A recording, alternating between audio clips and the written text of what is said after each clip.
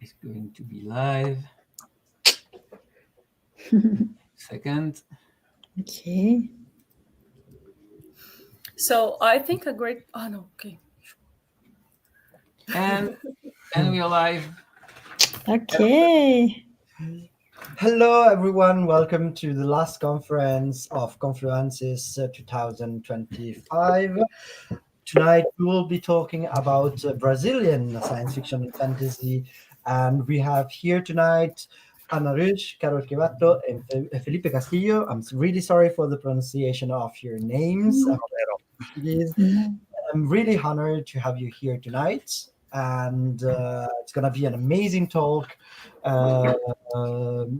So for the public, do not hesitate to ask questions in the chat, whether it is in the Instagram chat, Twitch, or YouTube. I will ask the questions to our guests.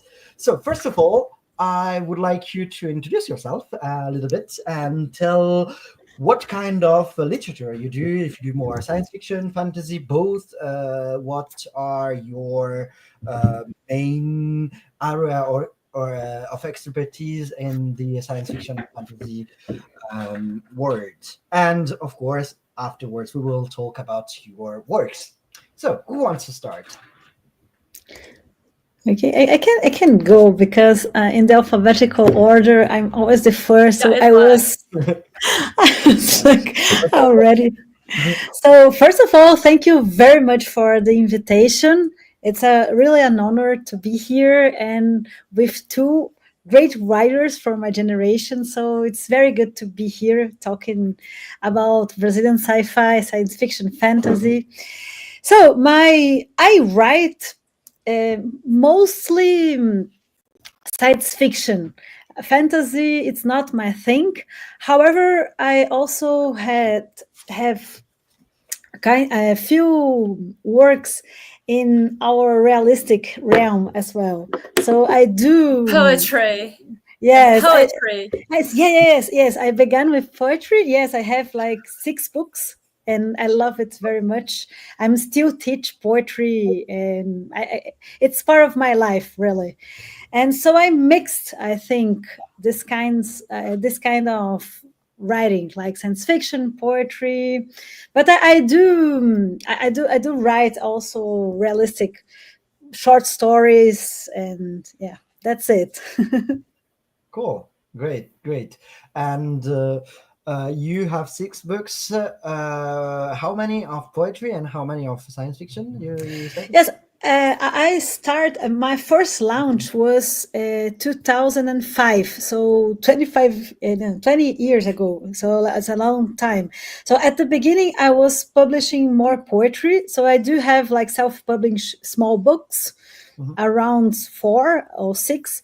And then I began to publish fiction novels, and my first novel is for 2007. However, it's a long time ago, and I don't recognize it very much. It's like juvenile work. Yes, they were good, like part of my life. However, I don't think they are so important.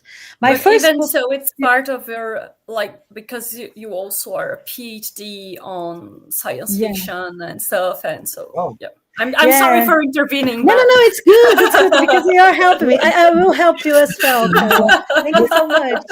No, you're great.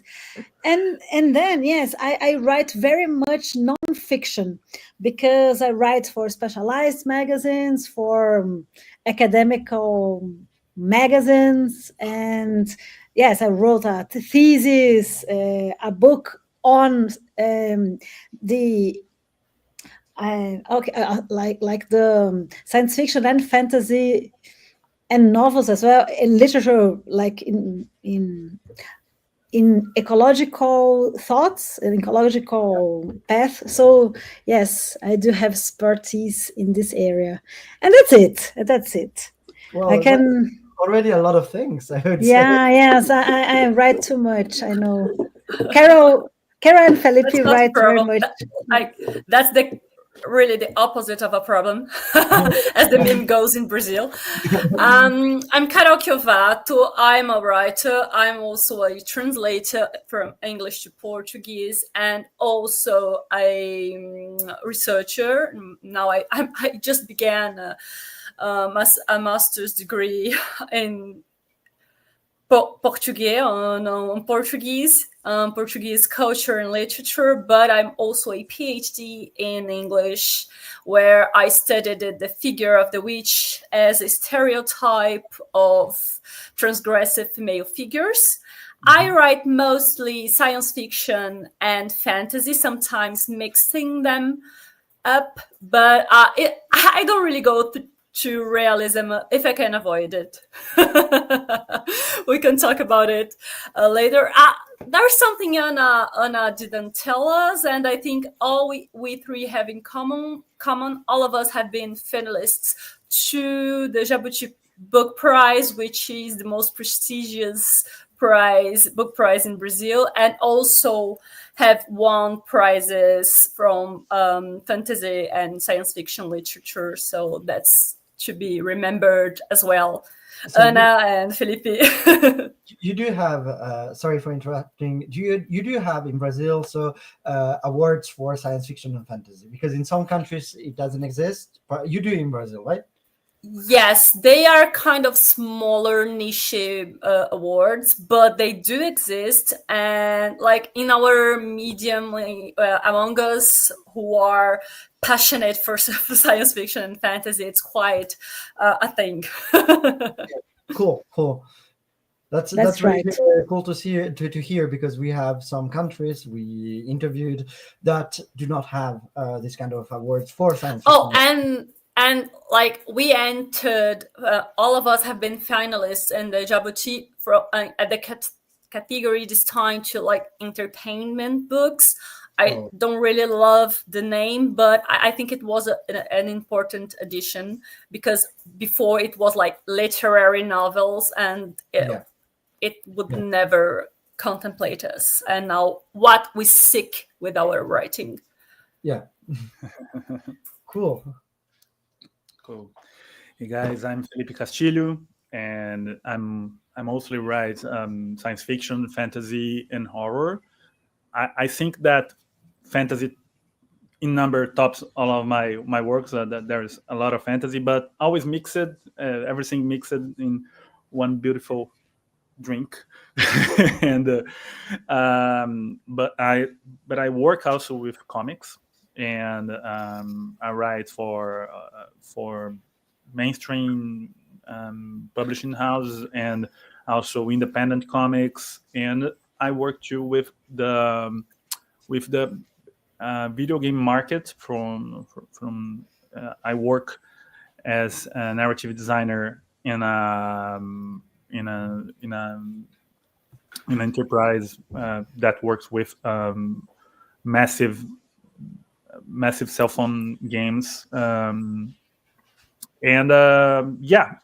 think that you're seeing the book cover from Serpentário. That is that was my book that was finalist on Jabuti Prize, as Carol mentioned. Yeah, nice touch, Carol, to talk about this. I think that our science fiction prizes are great. I always wanted to win one, but I think that it's a good start. Some of them have more than 20 years and are very important for us. And I think that, but we need more. Yes. We need more. Always more. Especially because Brazil, it's a huge country, so you need as much awards as people in as possible. So just to finish, just to comment, as you see, my English is not perfect, but everything will be fine. I keep forgetting words and something like that. But no problem. It's kind of normal. my English is it's so raw. No, it's not happening already, but we'll do this. And I've been finding that the more I learn French, the more my English disappears. So but I think it's going to be okay.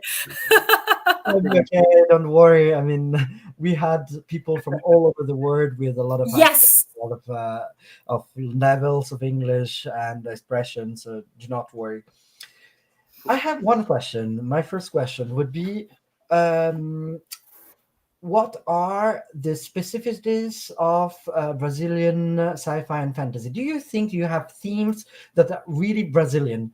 I don't know, that you, having read, especially Carol, because you live in France and you also know the French, but the other two, because you, I think you have read the American or the Anglo-Saxon science fiction, you see that there is like themes or a way of writing or characterizations of the ambience that is really different than the other countries. Do you think that there's something that you can say that's Brazilian science fiction? From the global south production, I think the lack of technology is a hint. I don't know, what do you think, Carol or Felipe, but I think the lack of, I don't know. So that's not only from Brazil, but it's very common in Brazilian science fiction. However, I think it's like very common in other global south production as well. Felipe, I think I'm still trying to formulate if you want to go first, because that's like such a large question with It's a good one. It's a good one. Yes. Yes. I don't know. Yeah, in my case, my first published books, after I stayed a long time writing only short fiction, short science and fiction and fantasy fiction, and my first published book, solo book, was from a collection called. It's called Folkloric Legacy, but it's not exactly. Oh yeah, you have. It's not Carol Coding. Yeah, and it's a trilogy, but for a while it's a trilogy. There is one more book to complete the setup, and it's something for teenagers, but I think that it started to define me as a writer because it's basically Brazilian culture mixed with. There is a lot of Terry Pratchett and a lot of I don't know, Philip Pullman there, and so many people compares it with the kind of the way I am presenting Brazilian culture is very similar to Rick Riordan, but I haven't read Riordan until I finished my trilogy, and he does a very good work with Greek myths and general myths, especially giving voice for other writers to write their cultures on his like he have a selo, kind of a label to the beginner to beginning writers that are writing from different cultures all over the world. I admire Rick Riordan for this, and but yeah, since then I don't know if there's something that define all of us, but I think that we have the lack of technology, as Anna said, it's something that occurs frequently. I think I agree with Anna, but yeah, we have so much writers with so much different styles. I can't speak for all of them, but yeah, I agree that this is one frequent trope for us. Yeah, I think as a people we thrive on our multiplicity, and we have lots of different backgrounds from people and from cultures. Actually, I tend to tell jokes like about the fact that we have a right to universality, as I don't feel other countries who give themselves that right have as much, because almost every culture is our past. Some of them went to Brazil forced. Some of them went to Brazil invited. under very privileged conditions, and it has to do with our history. But in any way, I think we have lots and lots people who were running away from wars during the late 19th century and the early and even the middle 20th century. So we have lots of cultures that have formed this. So the question of identity, the subject of identity, of it's something that frequently appears throughout our books in many, many ways, especially because Brazil is such a large country and has so many possibilities, and we have cultures that are very specific to a state, to a region, and some of this culture that appears throughout the whole country. And I think this lack of technology, or like what we call as a joke as gambiarra punk. Gambiarra is a concept in Brazil, like making do with what you have. So okay. I think it appears often. In Felipe's books, it appears very often. But also in Anna's sometimes. Sometimes that's a theme. Sometimes that's just an underlying theme. It's not just like it's there. And sometimes I'm not sure, but I think the multiple faces we tend to lend to our writing, and sometimes we came in waves. Okay, the science fiction and fantasy writers, we came in waves, and we define those in generations.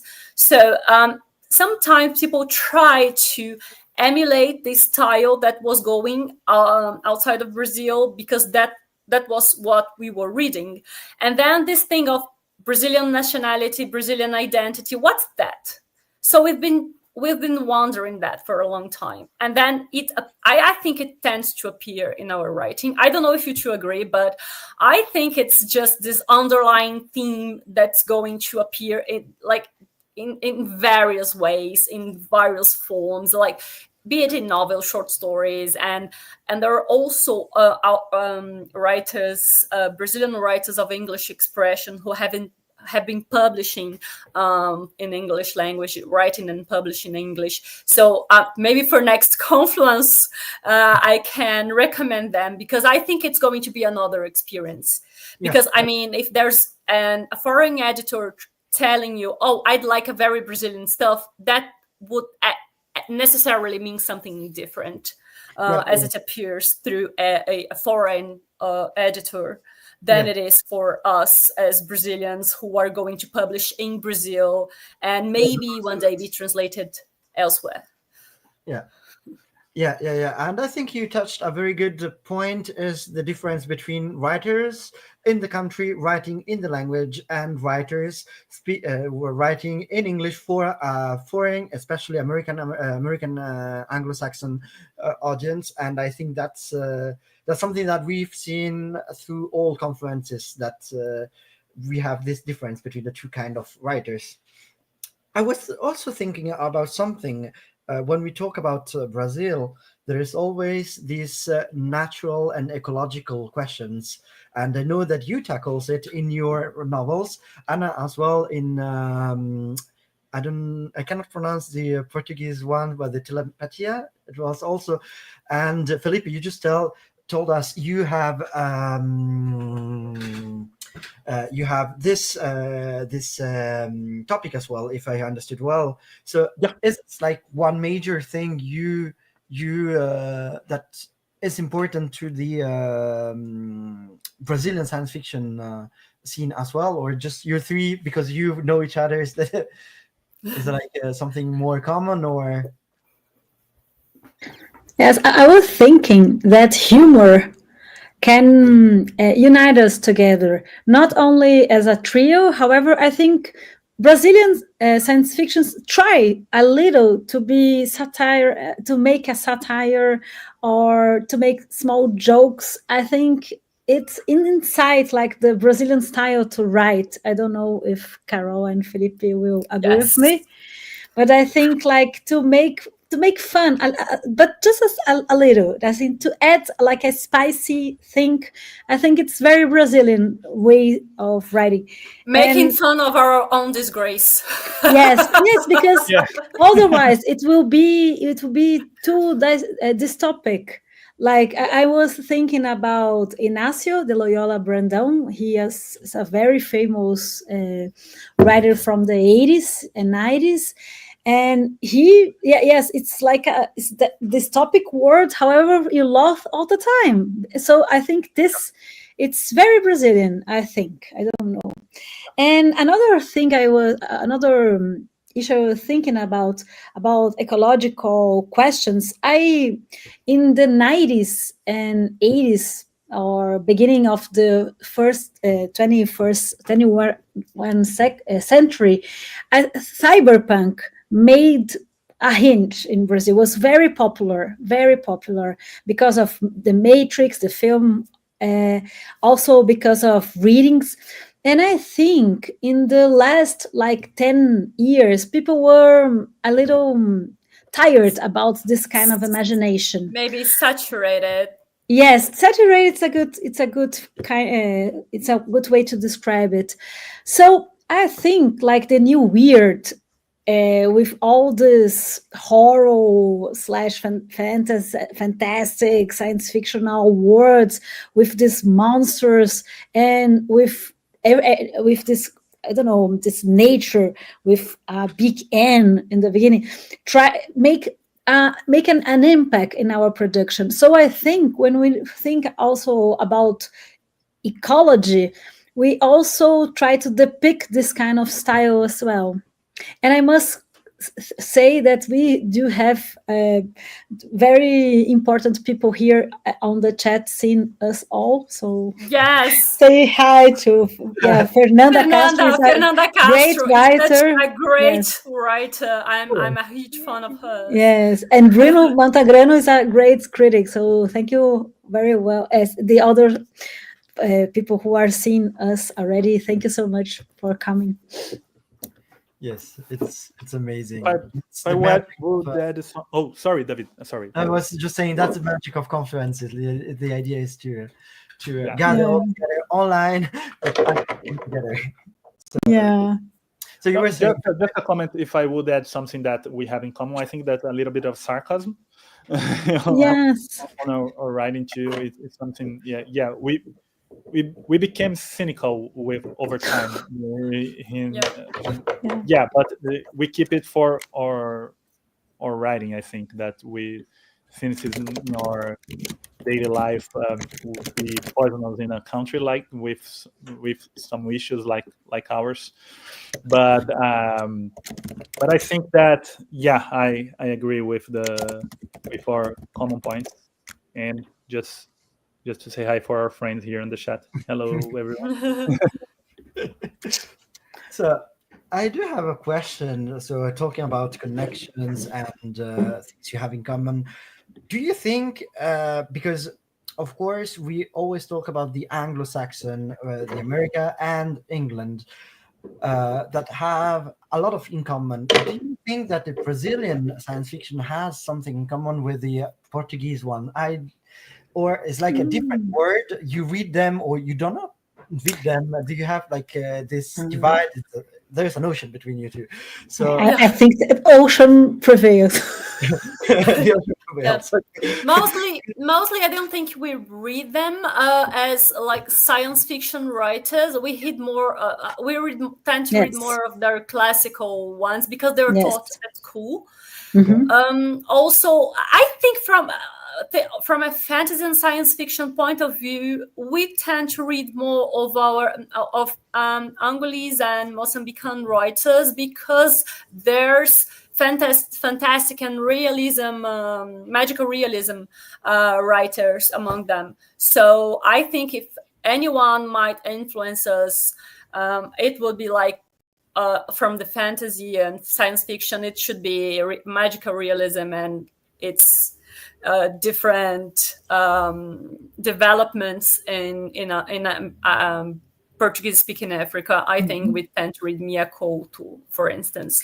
Yeah. So it could be an influence. I think from a Portuguese writers, I think it's a shame. I would love to read them a lot more, because I think we have things in common, except besides the colonial past, besides the language.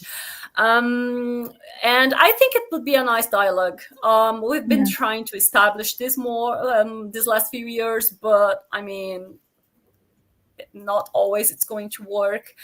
I think the theme of ecology, that it tends to appear sometimes by not appearing, by the way we tend to ignore sometimes our issues as part of our everyday lives, and then it explodes on our face. So I think it sometimes, even when it's not there, it's very there. For the three of us, it's usually a common theme within our works. Like when I'm writing urban fantasy and when Felipe is writing urban fantasy, it obviously appears, because the lack of it's a scar in our cities. It should have more nature, if we can define it like that, as it is, than we do have, at least in São Paulo. But there are other capitals, and there are other writers from other parts of Brazil who are writing with within their own cities, and then that's a different experience. And somehow the way we are, or the way we are not connected to the nature in our cities, tend to appear. But yeah, I think the way we've been trying to talk about these issues sometimes is through sarcasm, sometimes is through being very solemn about it, sometimes mixing up solemnity and sarcasm, which doesn't seem like a possible combination, but somehow we make it work. For instance, Fernanda is there. She's going to, her first novella is going to be published.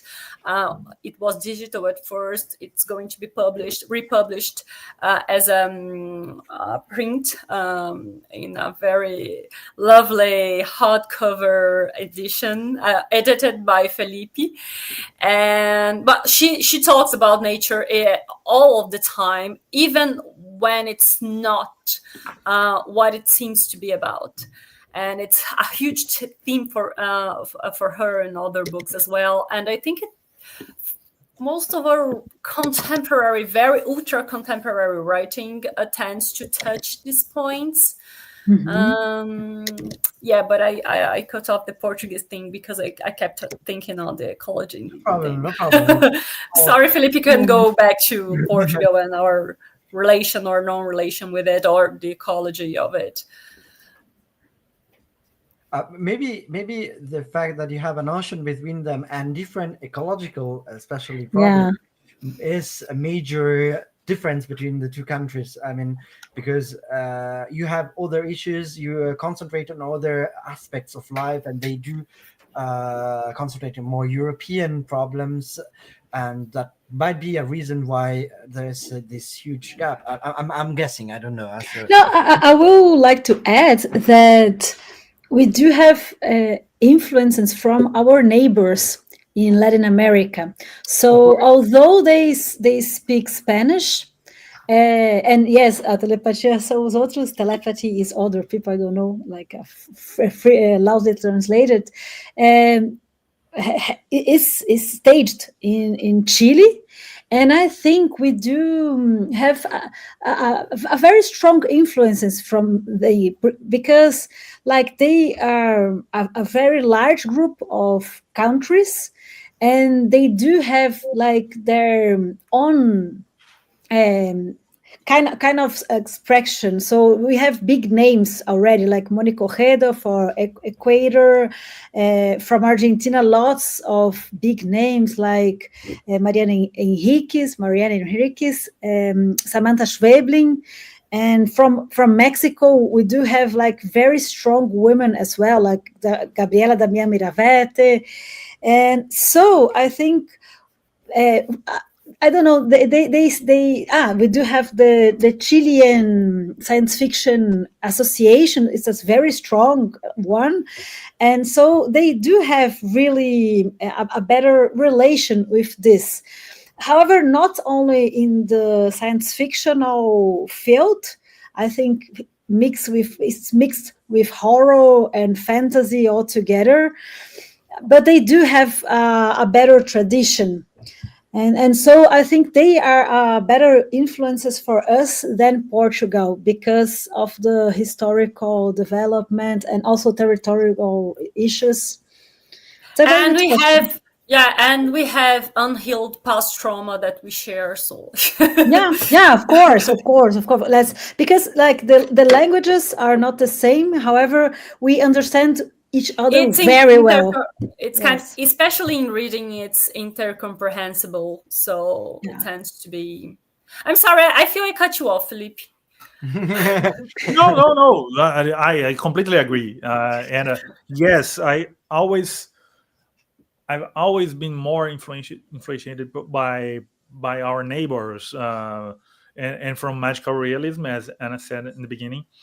Yeah, I believe that the first half of my career, I'm writing for 20 years and more than 20 years. But the first 10 years, I've been more into magical realism from Latin America than for Brazilian writers. And I corrected it amidst the way.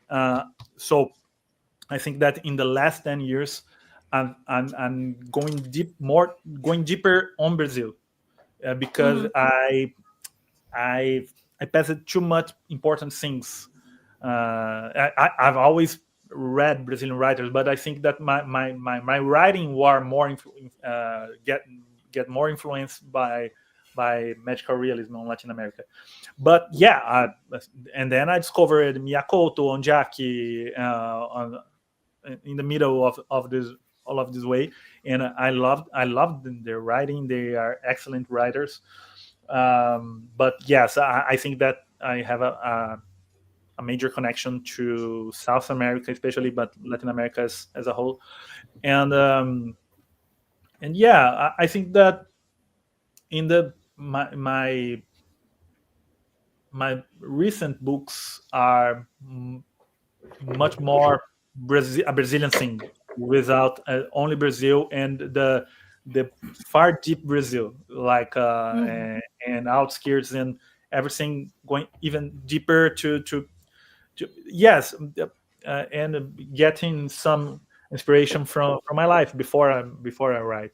So I think that I'm making the reverse way in some instance.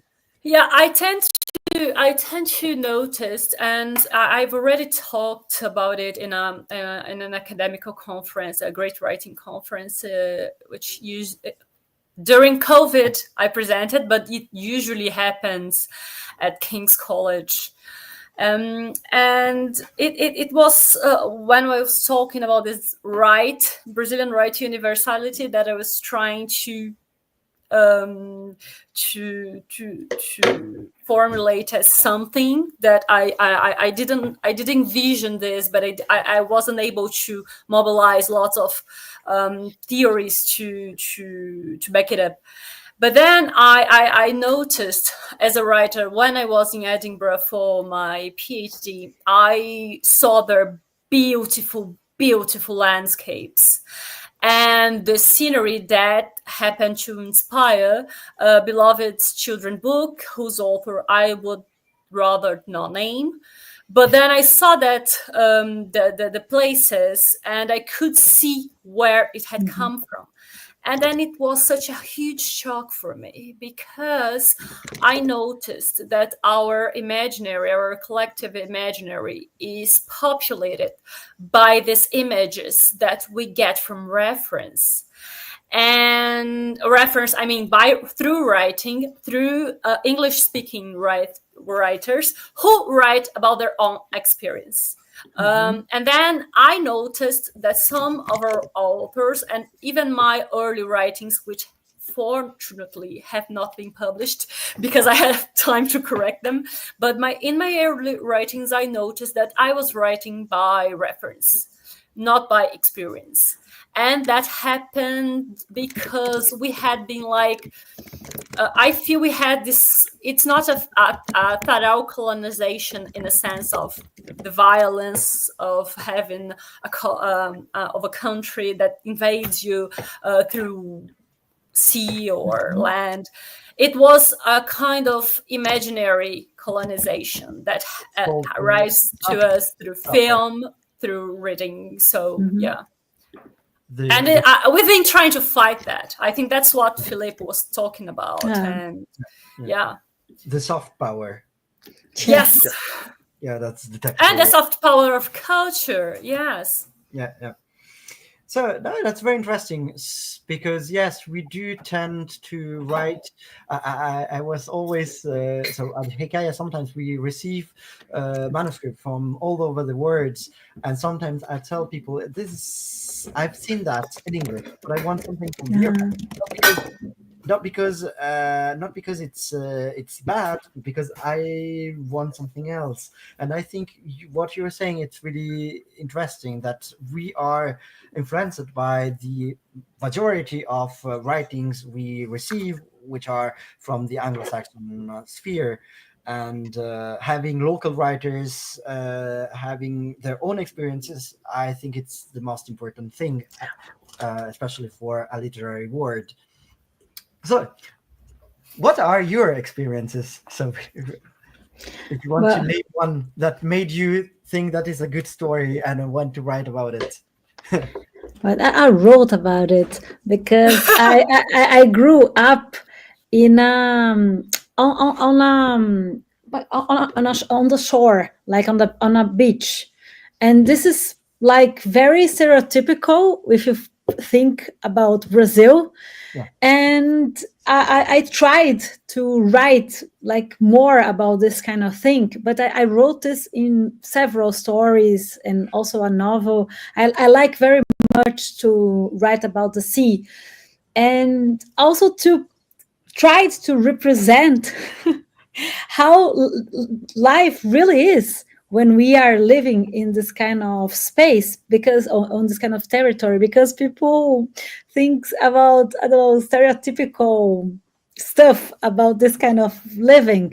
And it's interesting how you can tell, good stories about your own perception.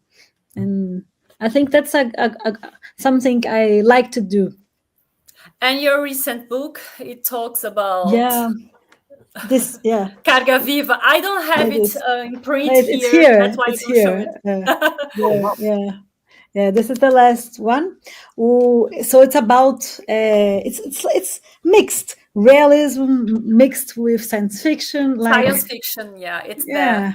Of course. But it's for those who are not very used to it, so it goes gently on them.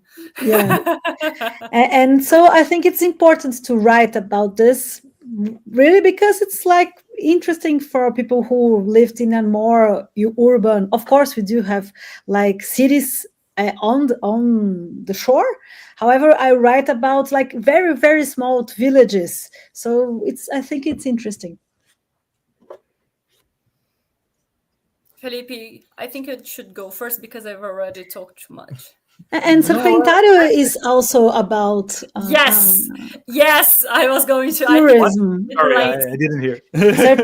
Serpentário, this book is also about going to the beach and experience the the tensions between people who live there, who made tourism there. That's funny because my personal experience was never the theme of my books, but my experience is scattered all over my characters, and unfortunately, my personal experience, and the strongest experience I had known in my life was poverty. So I always I obviously struggled with that, and I started to work since my 14 years, and I never had a proper childhood because of it, because my social conditions, and I grew up with my brother and my mother, and I never talked too much about this unless with friends, of course, but this is something that that still I had marks over it, because I didn't had the same experience of most of my colleagues, so writers. And when I read something where poverty and human conditions are the center of the story, they are mostly written by rich people, by and you feel it. Yes, you know, you don't need to be to have the same experience as you know that this is completely fake, this is incoherent, irrational, and sometimes you feel their patronizing stares over you. Patronize, the romanticizing of some condition, like these people look at poor people like if they were in a museum, and then, oh my god, I had to write about this because I will win a prize. I don't know. And I don't like this at all. I completely despite all of these writers that have one theme, one beat. It's the same beat always, and these people don't care at all to the masses, about the masses. But as I said in the beginning, I'm sorry if I'm taking too much time to talk about. No, you're not. But you're free. Go there. Yeah, Serpentário. It's all the main characters. We can see like four teenagers, and then 19 years later they became adults, but they were rich people. They are for the upper medium class, Brazilian upper medium class, and they have a pact to make the poorest of their friends, like to sacrifice the poor guy, because nobody will miss him. Like he's completely disposable. But 19 years in the future, this guy is alive. So what it means? He's alive, and now he's kind of rich. But why? What happened to him? And then I had too much of my experience to write his life, but it's completely different because I'm a white straight guy, and the character is not the same as me. But I think that my personal experiences are like this. I have one current book that I haven't finished yet, that the character is the first time that I project a little bit of myself in the main character, but it's never, I'm not used to do this. So, but I think that to have this experience is very valuable to me, because when I want to talk about Brazil, I don't want to forget the people, the true people, the people that makes the country works. Right? And I'm very tired about people romanticizing all our wars. We have to be equals. We have to be in the same place. But people like to make this unreasonable representation of our lower classes in the working class.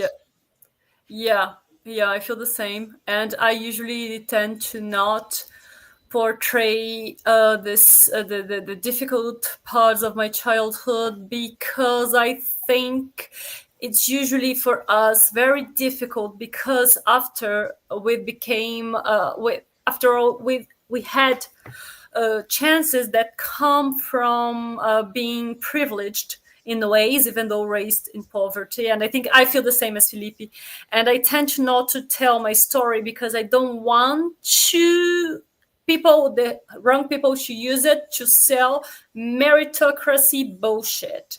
So I tend to not, but sometimes I put myself in these stories. I think this Árvore Inexplicável, the Unexplainable Tree, was the book where I touched a little of it, because the character, and then I went heavily on my teenage years experience. I drew heavily from it, from the experience of living at the outskirts of the city, and then having to go into the city to work and study, and then going back with like 3 hours or 4 hours of traffic to commute. So it was a very hard thing for me, and sometimes you don't have time to eat, and you don't have time to stop and breathe, and you arrive home late and you cry in the shower. That's very typical, and it's really, really hurtful how many people identify with it, and they write to me and they say, this is exactly my story. But also my experiences as Felipe, I tend to distribute them among my characters, sometimes the heroes, but sometimes also the villainized ones. I think it is important to humanize. It explains a lot. It explains a lot of some bad behavior. Because we understand. Sometimes it's unhealed trauma going off ways. Sometimes it's just that. I think all types of literature tend to do that. We just admit we do it. Incensante Nível 5, which is a space opera science fiction in which you will find the themes that are most dear to science fiction writers all over the world, I think, because all to which I had access are like spatial exploration. We'll talk at some point about colonization, about invasion, about genocide of people. I think it happens, but I think the twist I give this story, it has a lot to do with my unhealed female rage. And in it appears some of my sarcasm, because I tend to use a very solemn tone to it, and it feels like very hard sci-fi inspired, because I love the classical sci-fi writers, even though I mean they formed me in a way, but I go sideways, and as I'm very sullen, and then I make some kinds of jokes over it, and with these references. I think Anna knows what I'm talking about. I'm not sure if Felipe has read this one, but I think Anna knows when I'm talking, because I tend to, as in science, mostly science fiction, women tend to be sexualized. And then I went and did the thing to the male protagonist in my book, and wow. At some point it becomes the theme of the story for an arc of it. So it was like my female rage exploding there. But unlike male writers, I tend to respect all my characters, even the man. So it goes to a nicer end, and he's there for a reason, not just to be hot. So in a sense, this is a kind of experience I have as a Brazilian, but I think to foreign editors, it won't seem like a Brazilian experience, because I think women throughout the world experience this in different ways, in different levels, and depending on their class, on their race, on their stories background, on their vulnerability related to their place in society. So sometimes I think this one reads as my least Brazilian writing, but I think it's filled with it. This one is like very explicit because it even features a map of São Paulo, but drawn as a fantasy map. This is an amazing idea. Yeah. Yeah, I saw the book when you presented it to me here in Lyon, and it's an amazing map. I really loved it, as I told you. And yes. There is something that strikes me when you're all showing me your covers, and I don't know if it's something in Brazil, but compared to the French ones, they're very flashy, very, very colorful. And I really love it. As I told you when I saw, especially this one, the sorry for the pronunciation, Porembruja. Is that right? Porembruja, chá. A gente fala, yeah, fala chá. The covers are really flashy, and I really love them, and all the other covers as well. So there's also what I've seen so far. I haven't seen a lot, but for what I've seen so far, it's always very graphic as well.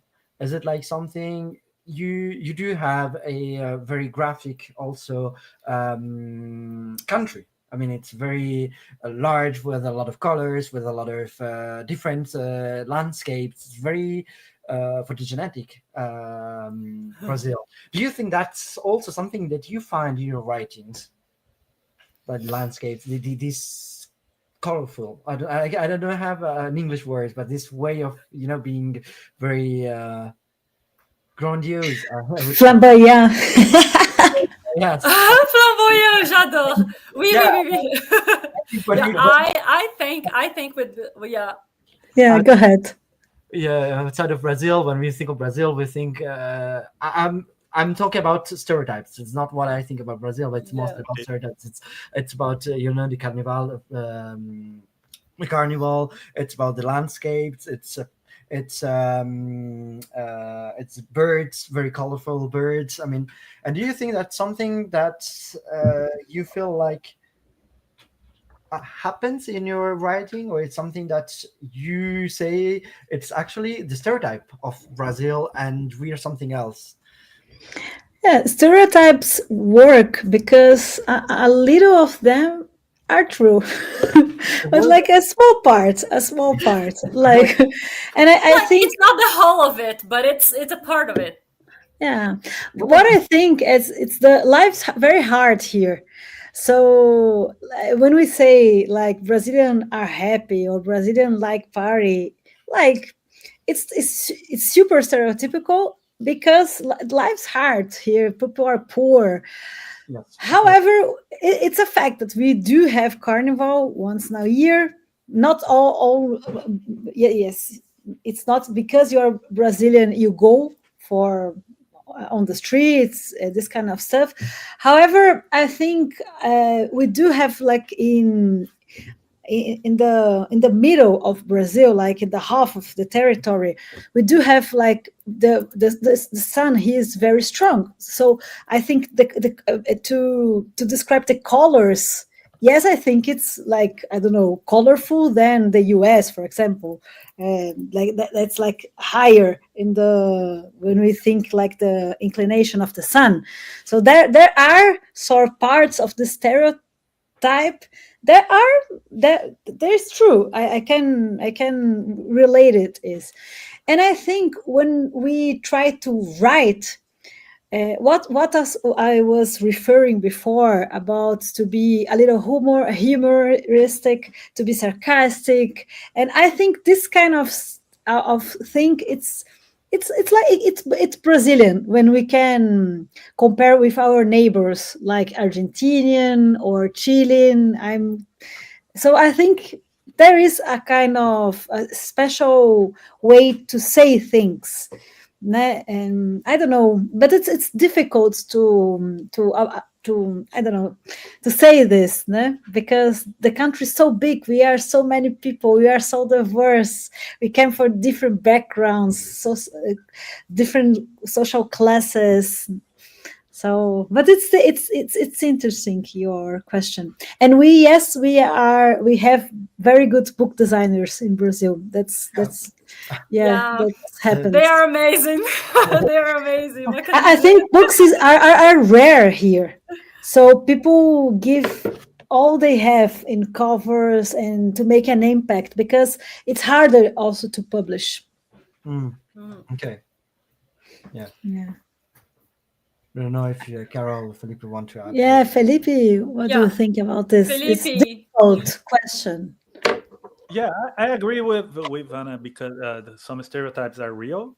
The way foreigners portray our stereotypes sometimes are wrong, but yeah, we have a beautiful coast, and we have beautiful animals and trees, and that's okay.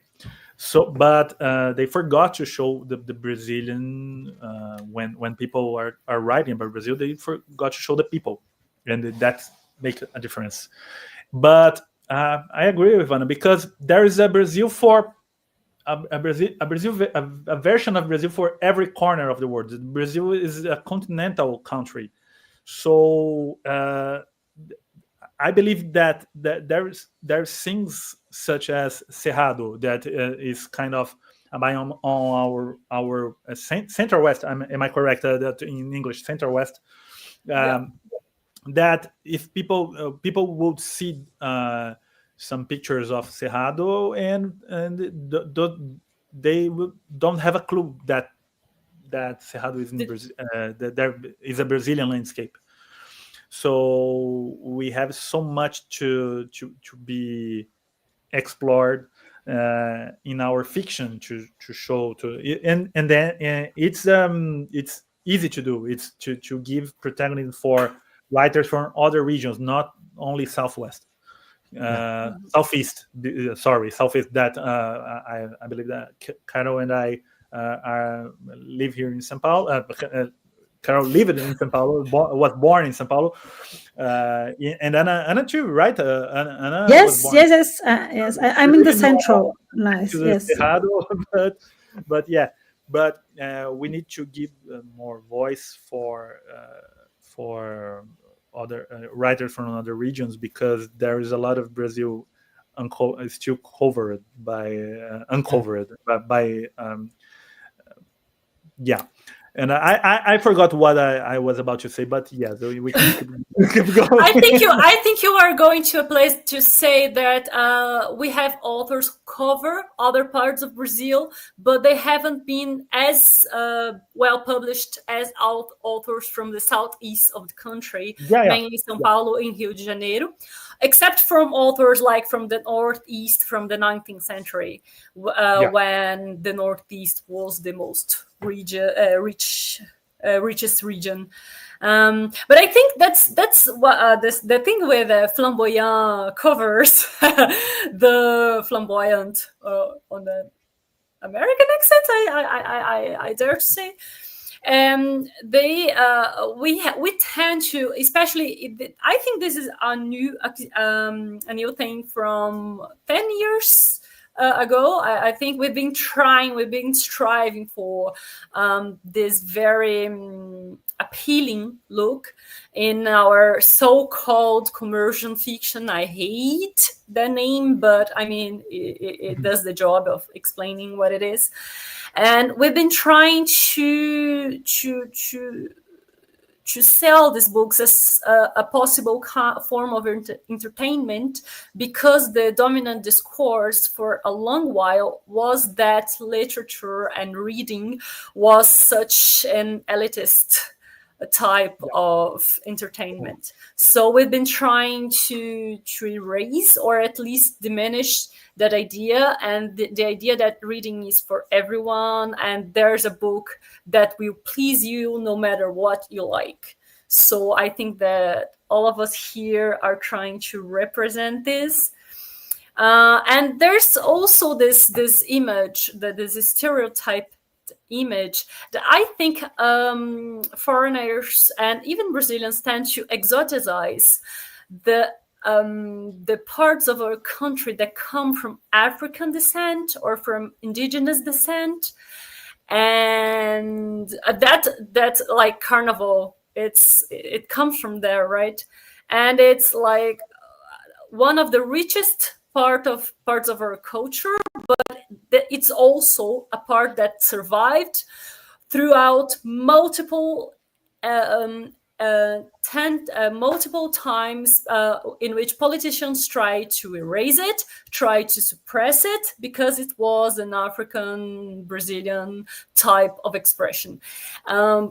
Funky carioca, which is a musical gender usually sold as being too sexualized and too acritical and too brainwashing. I think they do, and they are a manifesto from populations that are very marginalized by the dominant media discourse. And there's a beautiful verse, two beautiful verses from a funk from the early 90s that I think portray what this is, this flamboyancy is, which goes as, I'm going to translate very poorly, funk is not a modism, is a necessity. It's to drown out the moans that go throughout the city. So partying and expressing ourselves in very happy and lively ways as a means to fight and to resist this oppression that's being to shut out dissent, in fact. Cool, yeah. It was a question I wanted to ask. Compared to other countries we've been hosting in Hikaya that are really censored, I think you don't have. I don't know if Brazil has a censorship in that sense, but do you think that the way of writing science fiction is a way also to get to the public with not metaphors but images that are more I wouldn't say indirect, but in a way that people would not ask questions about what you're saying in terms of political attachment, I would say. Do you think it's something that does exist in Brazil as well and that you do, or it's something that you feel like it's more you're more direct than other countries on that sense? The first thing I must say, compared to France, in which other expressions, like you cannot say Palestina livre, in Brazil we can. And in fact, we do.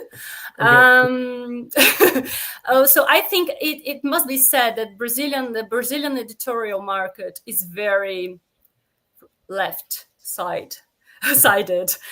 Even though there are right-siders and people who try to drown out left voices, I think our big players in Brazilian market, I think Felipe is going to be able to tell more of this, but I don't know if you agree with that, but from what I see, there's this thing, we tend, even though there are right-wingers publishing stuff, and they sell well and okay, but I think left winged writers tend to thrive because our publishing is so gauchista. Right, it's our way of doing stuff, and I think we there's an agreement. I mean, our largest Brazilian publisher made a campaign during the last elections for like do an L with a book, L meaning Lula. So I mean, that's okay, but yeah.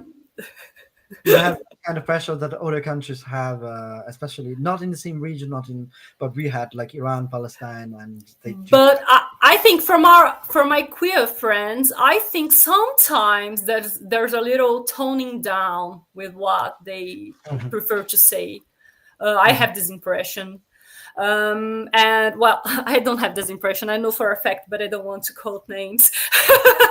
But yeah, I think our queer writers face off some kind of, it's not a censorship because it doesn't come from the government, or from all of the government, but we have a very strong very strong parties in Brazil, in political parties that are evangelical. So, like, if I want to talk, for instance, of women's rights and stuff like that, okay. But if I'm going to talk about abortion, it's a no-no, because I mean, I can do it, and most women writers do it, but it's not going to reach, for example, evangelical audiences. So there's kind of a censorship, a religious in there. I don't know if you agree with me. Yes, I agree. Yes, because censorship coming from the state, it's not very common already in Brazil. However, it was very common in our history. Yeah. However, it's not censorship, but like this cancel culture that came from other sectors of the society. Yes, it's very common. It's very common. So, like, not from the state, so from different groups, and these groups could be like belong or not from parties, like political parties, something like this. I don't know if you can, Yeah. Yeah. I don't know if Felipe agrees or has something to add. Yes, I think that like Carol and Anna said, it's not censorship from the government. The government tried. The previous government tried to make this a real thing, but today we face a lot of cancelment culture. Like an example, years ago, we're about to have an exposition about Judith Butler and about queer theory and Judith Butler, and some ultra right wingers tried to boycott the expo and then did all the also and another other events, like one great Brazilian writer and a friend of ours, Samir Machado de Machado. He's published in France. Samir had his debate canceled because someone thrown over all the internet. It's an absurd spreading misinformation, like queer culture is like pedophilia, like stuff like that. They making that word game to impress the followers. And we have a lot of right wingers that are owners of publishing houses, the right winger publishers, that kind of they still publish leftist books because they know that that there are a public for it. There are the left reads a lot. A lot more. Yeah, for definition. So, and I know a lot of owners of publishing houses that are mostly right wingers, but they publish something that is right, something that is from left. But when it comes to some divergency or some oh, this is too queer, oh, this is they always pen to the right side. It's undeniable. It's undeniable. So we have a strong basis with independent publishing houses, independent labels, and independent writers, and I mean,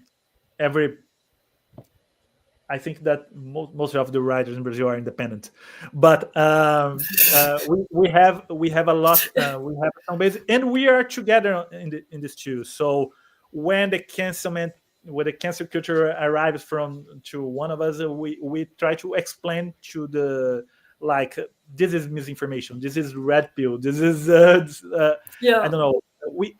We're getting used to this, unfortunately. So to deal with it all the time, we have like microscopical political figures like on Congress that are always trying to incriminate the left with bullshit.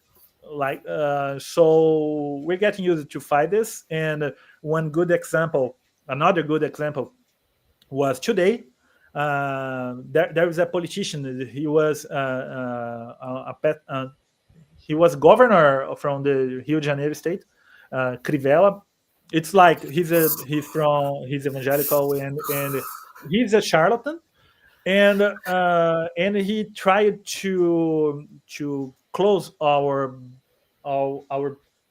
biggest book fair by saying that the publishing houses were selling books with men kissing men, and it was like he make absurd noise all over the media because the book fair was trying to harass children, and it all started because of Avenger comic cover with, Young Avengers with Wiccan kissing Hulkling, that they are boyfriends on the Marvel universe, and people exploded their head, and it can. But all the publishing houses have united to have the book fair continuing on that year. Many opportunists from the right tried to get we're in favor of the books, we support diversity, we support LGBT, and a lot of right wingers that publish misinformation in their publishing houses, and they're still supporting Bolsonaro and all the shit. So Crivella today was criminalized because of it. Some 6 or 7 years. It was in 2019. It was the last Biennale before the COVID pandemic. Yeah, and Crivella was criminalized today. So yes, yeah, this is new for me. I don't know. It's also new. Yeah, it was. Yes. I saw it today. I think Eric was the one who. And he's going to pay a fine, a huge fine. For social projects. It's about everything he fears. So that's very good. That's very good. Well, he's going to be obliged to finance pro LGBTQ plus initiatives. Yeah, that's justice being served. Sorry, I spoke too much and I lost myself. No, you didn't. No, that's a very important information. You got it. Yeah, because you see the thing that Felipe was talking about, as in Brazil we don't have this censorship as in some other countries that Confluences have shown, but we have this in a very concealed way, and sometimes it depends on your publisher. It depends on who is going to have access to the media, who's going to have nice RPs. Tu vois, c'est ça. Yeah, it's basically what we call shadow ban. What we had we had shadow ban for a conference. I cannot say here. I'd like to tell something about it because I have readers online, and I would very much like you to watch the other panels. Sometimes in Brazil, we complain that we only translate from English sources and mainly from the US and England or the United Kingdom. And Ikaya is doing a great job here in France in translating from other countries, but David here is an Arab translator, and he invited people from Iran, and this shadow ban he had was because he invited a Palestinian writer who he translated. So I would very much like you, if you're interested, to go through the other lives that are saved in their YouTube channel to watch them. They're very amazing talks, and they're totally worth it. And we should pressure our publishing houses to translate from Arabic, or other stuff that are not like only 1,001 nights. Is translated into Brazilian. The book Wondrous Travels does exist in Brazil, by the way. No, this one, yes, but others. Oh, yeah. We had amazing talks with, especially I discovered new writers, and that's something that I really think it's important to go beyond what we are sold, because when we talk about censorship, it's not only about what we cannot say, but also what we digest, what we eat culturally. And the fact that people, for example, I have this very funny example that someone told me. I was in a geek convention and was like, we're geek, we are doing like science fiction and fantasy. And people told me, you're not a geek. I was like, how is it possible? I'm a geek. I'm a publisher of science fiction. Yes, but it's not Star Wars or I was like, yes, but that's a little bit racist to say that if it's not, doesn't come from Anglo-Saxon or Japan now word, it's not a geek culture. I mean, when you do science fiction and fantasy, it's geek by definition. The fact that people do not understand that if it doesn't come from the Anglo-Saxon and Japan now and Korea recently, it's still science fiction and it's still geek culture. It's still an important culture, and we have to translate them. It's not just being digesting what we have from the Anglo-Saxon culture. I'm not against it. I'm against the fact that it's the only one we digest. And I really hope that your books will all be translated into French and all the languages. I don't know if you have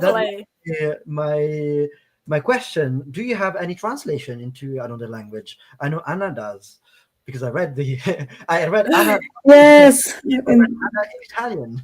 Yeah, and praise Francesco Verso, because he's an excellent editor as well. Like, he knows everywhere around the world. Like, it's a very interesting work he does. I was translated into Korean, English, and Spanish. Okay. But short stories, right? The book only into Italian. Yes. Yeah. And maybe not only. Yeah, let's see. But it's going to change. I've been translated for now. I've been translated into Slovak, which is I'm very proud of, by a Slovakian publishing house that's connected to the university, and I think mine is the first fantasy book they have. They have magical realism and so on, but like in a sense of commercial fiction, and I'm very proud about it. And they do an amazing work, and they did an amazing work with It's por em Bruxa, which there it's called Aha Tarodenita. I don't know if I pronounced it right. I put it on Google to try to imitate, but that's the only one for now. I forgot to mention, I do have poems in Chinese. Yeah, wow. The Chinese, they are very also, it's a country that wants to know everyone around the world. They are very curious about other languages. So yes. Yeah. Chinese. Weirdly enough, it's a country that translates a lot. I've seen, and it's. I think it's an interesting thing also because it's a country with that evolved a lot in the last times and looking to other countries more and more. And you, Felipe, do you have any translated work into other languages than? I don't have any novel translated, but my comics, I reached some other regions. I have a comic, but the Mistland, that is one of the covers here on the left side of the screen. Mistland is a 5 issues limited series for the the foreign market, for especially US. It's a fantasy comic book, like exploring Vikings and other aesthetics. But this was made for the US market. It's a Comixology original, right? But all the crew is Brazilian, like Felipe Watanabe, the penciler, Dinei Ribeiro, the colorist, and Davidson Manis, made all the lettering. So it's basically a foreign book, but made all by Brazilians. But it was published in US last year. I completed the 5-issue run, and they published the complete comic. L'intégrale. Yes. Like this mix of languages we have at Confluences. Yeah, and I think that I also know that one comic of mine was published in Sweden, not Canada, but I never saw it. I never saw the Canadian version of my comic, but they gave me the money, but I never saw my comic book published, and I don't know if this was released. And when last year I worked for DC Comics, writing a special story about the Joker, the Batman's enemy, and I made a short story, very short story, but with my friend Tainan Rocha, that is my partner on comics. He's an amazing illustrator. And we made a story of the Joker visiting Brazil, like going to the Arkham made some franchise in Brazil, the Arkham Asylum. So Joker is in Brazil, and I used this to tell something about our fight against the manicomio houses that were and I took the opportunity to talk about one of our classical writers, like Lima Barreto, and I used Lima Barreto as a character on the Joker story. So I'm very proud to be able to mix Batman, Joker, Brazil, and Lima Barreto so, in some few pages. And yes, this I wrote this for this Batman anthology, this 70 years of the Joker anniversary. So, but it was published in 14 countries at the same time. But again, it's like a hard work for as Mistland. But my next step is to publish a novel in another country, in another language. Yeah, it's And Corinthians, yeah, Fernanda. Hi, Fernanda, the amazing writer. Corinthians is one time, two times champion of the world from football, and I've mixed Corinthians too in the football team. That's a very good topic. Yeah. Yeah, and Lima Barreto, for those who might not know him, is one of our classical writers that we study at school, but also is a very cool and avant la lettre writer. So it's great to know him. Cool. Yes, thank you. Someone is putting the names in the comments, and it's amazing because so people. Oh, my wife remembered about this.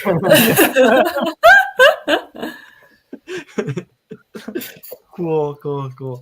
So last question. I had one question, but it's I will ask it, and then I will ask the last question, because you told that's coming back from one of our topics, that you are influenced by writers from your neighbors. And since we are talking about translation, do you read them in translation or do you read Spanish?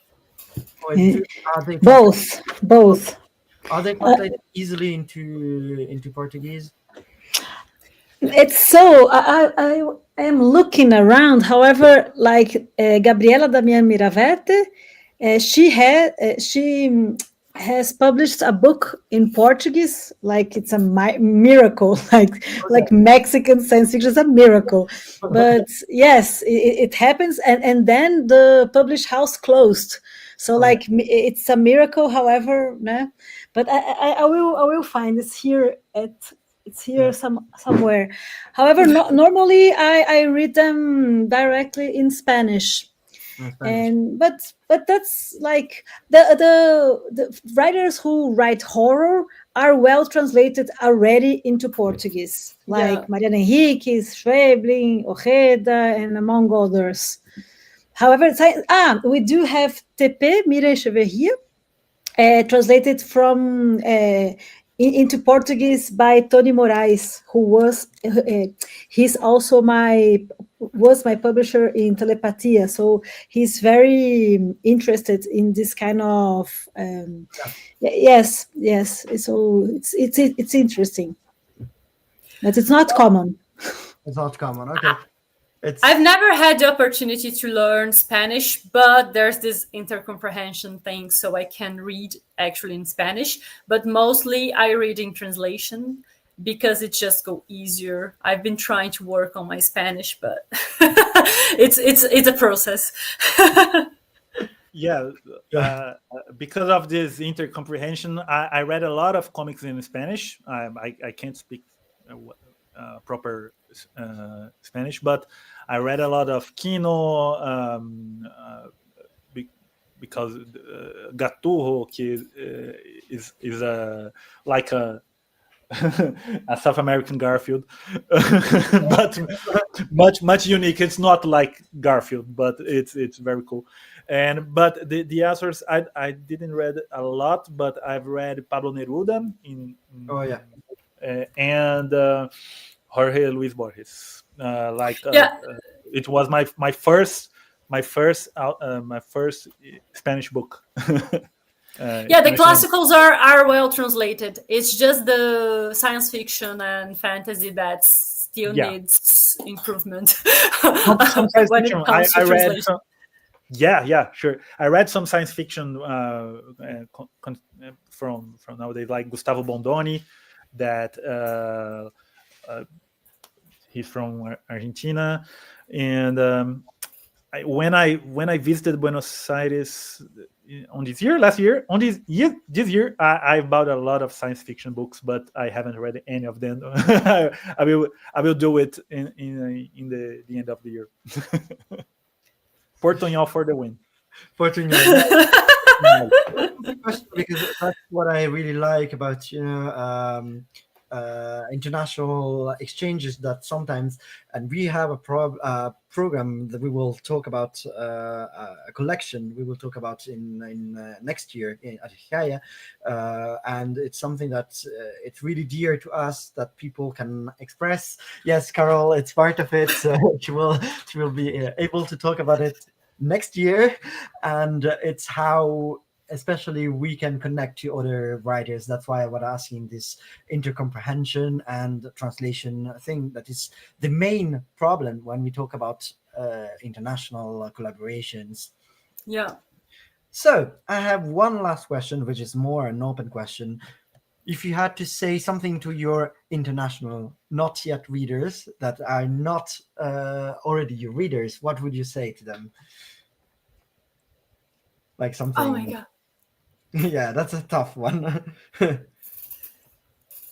don't know, like we Brazilian, we don't bite. Talk to us. Yeah, like please come to Brazil. No, it's just. I know we're omnipresent on social media, but it's kind of a unique humor. But we mostly of Brazilian people are kind, and most 90% of the world are our friend. We have some beef with some countries, but But we're always open for people, even from United States. You know what I mean? Yeah, but I know it's the government. It's not most of the people. It's but not the people. It's for the people. Very good. And, yeah, we're very open to make this exchange of ideas, and we love to talk about our writing culture, of our comic culture, of our movie culture, and it's very nice to talk to strangers on the internet when the subject is something like this.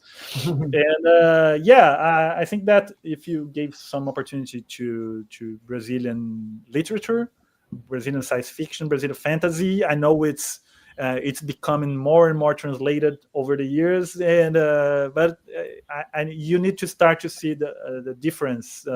What's the Brazilian molho, as people said. Less the spice, yeah. Brazilian spice on. It's very it's very strong on our writing, and I think that even translated, we can bring something different to science fiction all over the world. Yeah.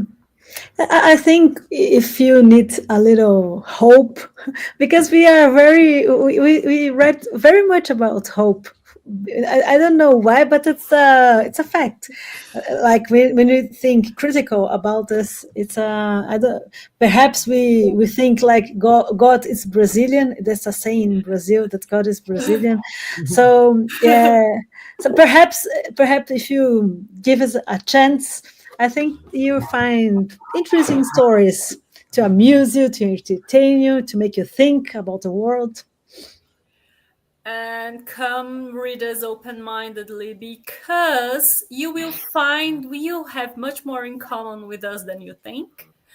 But also you will find enough to relate, and probably you will discover that we are known as a passionate people about all subjects for a reason. Fire under the smoke. Interesting French. So, thank you very much for having me here. We thank you. Thank you so much for your invitation. It's been great to me to be a part of this. I want to read all of your books. I have to go on a Portuguese class now because I want to buy them all, or having them in French. That is something I'm working on. But yes, and thank you very much for our listeners as well. That I've seen that we had quite a few tonight. By the way, we had a lot of people, and it was the last conference talk. I hope you enjoyed the festival, and we hope we will have a new session next year. I'm very confident we will have one, and with new subjects and new people. And so thank you, Anna. Thank you, Carol. Thank you. Thank you. Thank you very much. Thank you very much for inviting me. Muito obrigada. Obrigada, gente. So I will end the stream. I will ask just the Confluences studio to stay. And okay. 1, 2. Yeah.